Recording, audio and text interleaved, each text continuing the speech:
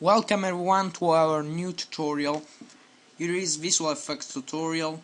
Today I'm going to show you how to create smoke in Cinema 4D just using the pyrocluster module and the simple particle system.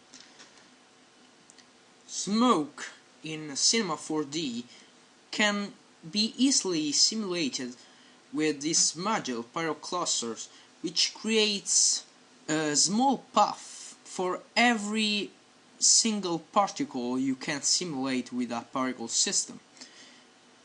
Pyrocluster can use both the thinking particle and the normal particle system, but today we are going just to use the simple particle system integrated in Cinema 4D. So, create a new emitter, rotate it,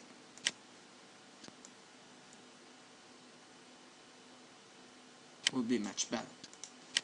So you can see the emitter emits particles in its direction.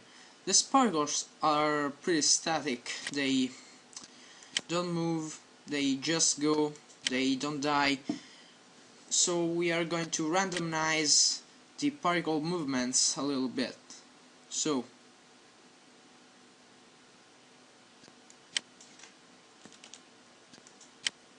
I'm adjusting the settings like the speed variation, the rotation randomness. This is the end scale, but this actually doesn't matter. And I'm also going to create a space warp to randomize the particle's movements. We're going to use the turbulence. So go on the emitter, in the include tab, drag the turbulence and make it include.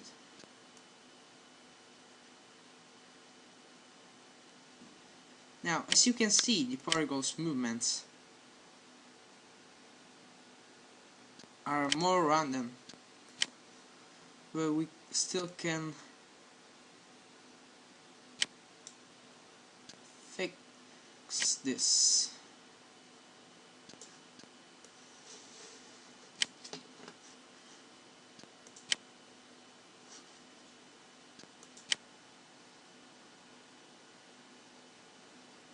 Okay, that's okay. So let's begin using the pyrocluster. First thing you have to do is to create an environment object. Then go on the materials window, click on file, go on shader and choose pyrocluster, and then go on shader again and choose pyrocluster volume tracer. Then drag the pyrocluster volume tracer to the environment object. Then go on the pyrocluster shader and drag it to the emitter. Okay. So if I press red, but it's not actually really more realistic than many other simulations. So we are going to play with the pyrocluster settings, and we are also going to increase the particles emission. So go on particles, and in the birth rate set 20. Great. So we are going to have more and more particles. Now go on pyrocluster, and the first thing you can see in the attributes, you can see there is the color. Actually, we are going to replace this white color of our path to a gray one, which can be considered smoke color.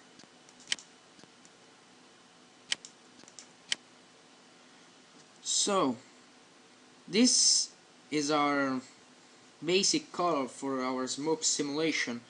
We can see there are also some preset settings like the fire, volcano, cloud, steam, fireball, smoke, but we are going to customize our settings in the user preset, which is just a white puff with the basic settings.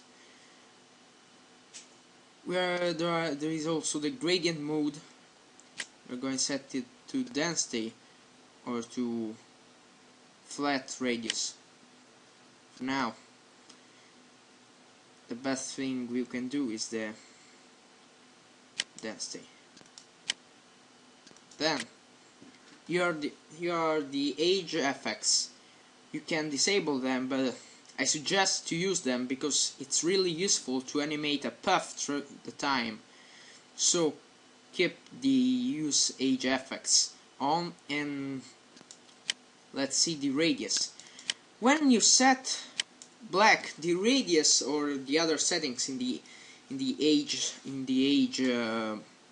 tab, when you set black, it means it's 0. The value is 0. So at the first frames it will be 0. The radius or path will be 0. Then they will grow until they reach white, which is the greatest value.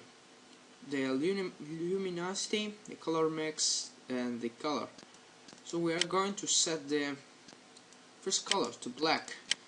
This because we are going to use the transparency for our puff. Then just click on white. Now you are going to know why I'm doing this.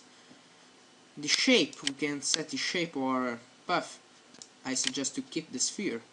We are going to also to use the radius of the sphere, so how big will be our puff. Set it to 200.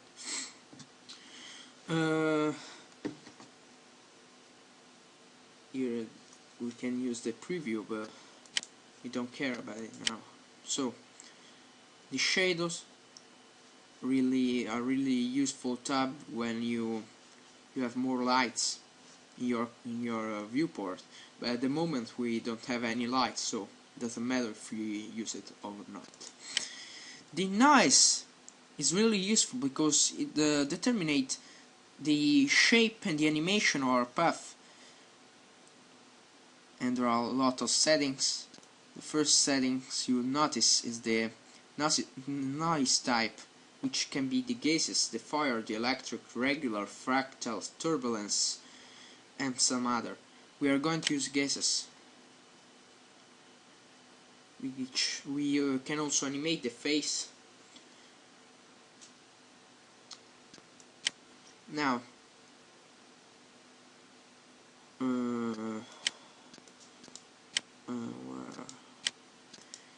the shadow, there is one setting we are going to use, the transparency.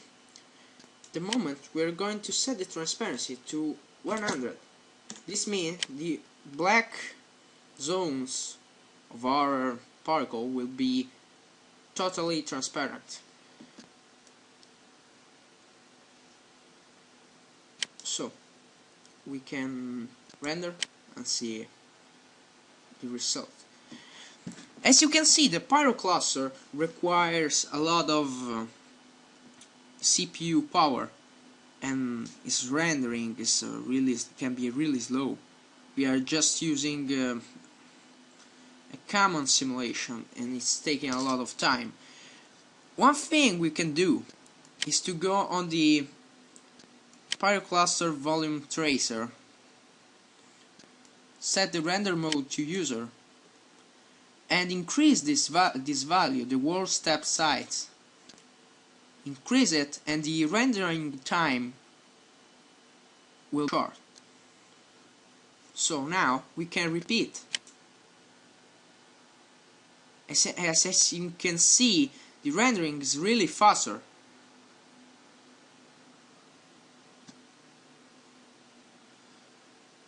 Okay, let's see a preview.